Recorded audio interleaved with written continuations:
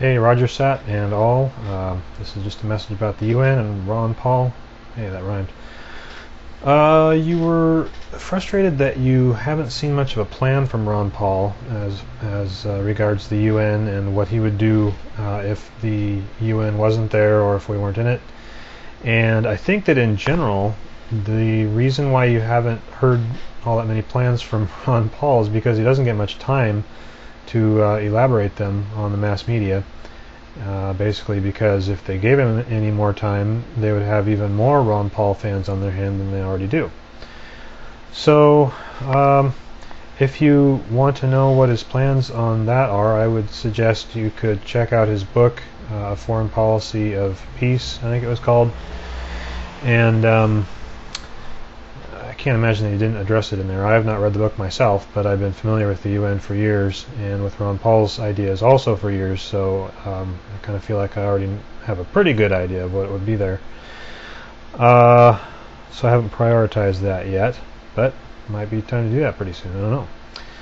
Anyway, I put some links over in the box, so I was going to go through those just a little bit here and explain what they were.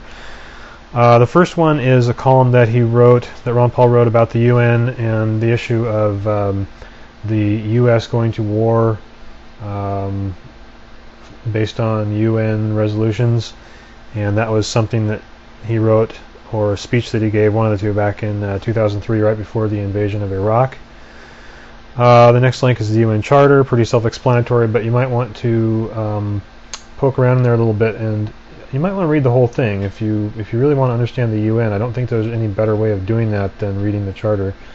That basically lays out what its structure is and what the components are, and there's a lot in there, and quite a bit of it's pretty boring, kind of like the stuff you'd expect to see, but there are a number of provisions that I think you will find different than what you would have expected if you think it's just a debate society and a way to try and prevent war. And in particular, the philosophic objection to it is the idea of having a world government. First of all, I don't want one world government anyway, because if it turns bad, where do you go? I mean, what's your alternative? There's no option. There's no market. So it's a monopoly, and that kind of monopoly is the worst kind there is. I do not want to live in a world that has one government over everyone. And in particular, I don't want to live in a government like that has no democratic representation whatsoever. The UN is not democratic at all. You don't get to vote on anybody there. So I have a lot of problems with it that way. But the next article is Tom DeWeese, who's a conservative author, talking about the UN and Ron Paul's House Resolution 1146 that he's introduced a number of times now to get us out of the UN.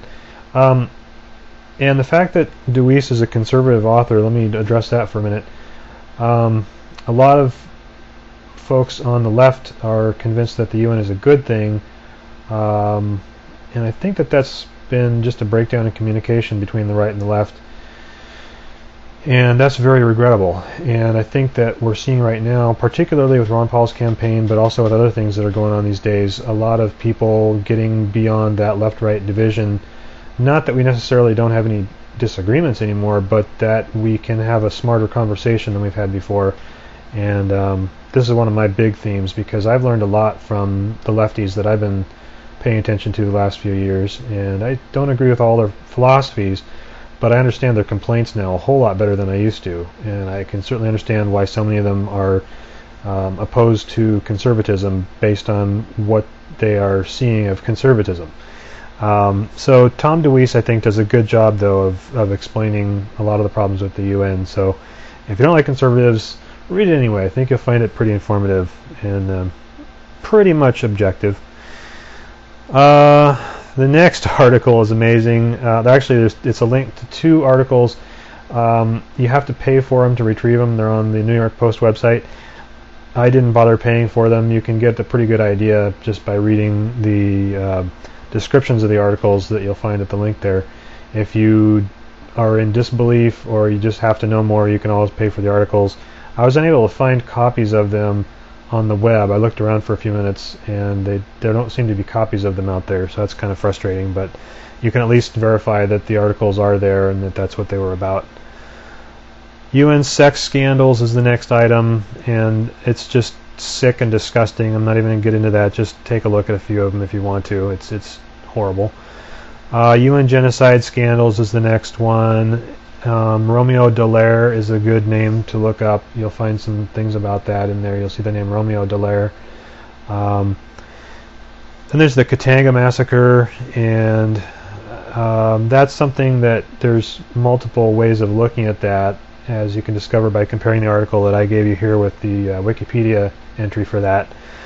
Generally, I found Wikipedia is pretty good for non-controversial items, like if you want to know the mating cycle of a particular bird, it's probably a good place to get something like that.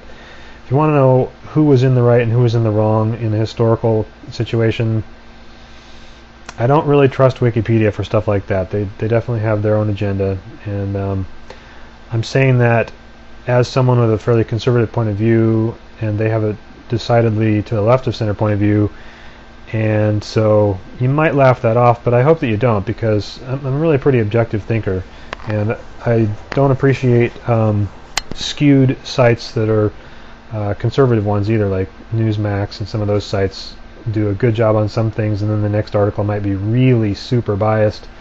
I don't like that kind of thing anywhere. So that pretty much is my rundown of articles. There's a ton more out there, but that'll get you started. And if you want to know the legal underpinnings of why I think that the UN is invalid, I would recommend that you get a hold of the work of Herb Titus. He is an attorney that has done some pretty good analysis, really good analysis actually, of the constitutional problems with the UN Charter. So I hope that gets you started, and thanks for the discussion. I hope that my comments didn't seem too abrasive or harsh. I really do appreciate a good substantive discussion, and look forward to hearing from you again.